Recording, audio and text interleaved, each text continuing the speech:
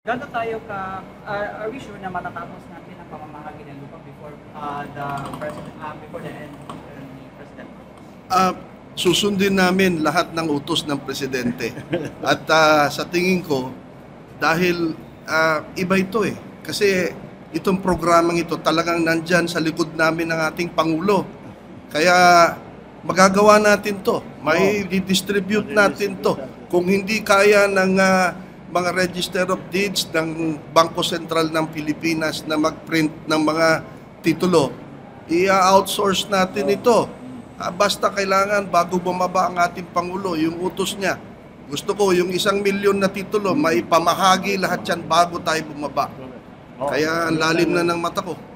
Hindi na ako nakakatulog. Hindi na bali. Pagkatapos, pwede na saka tayo pwede magpahinga. Pero saka na yan.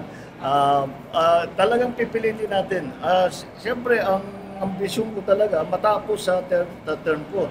Pero, hindi ito titigil hanggang talaga matapos lahat ng beneficiary na qualified, mabibigyan ng titulo. Kahit na wala na ako, titiyakin natin na patuloy pa rin ang programa na pagbigay ng titulo.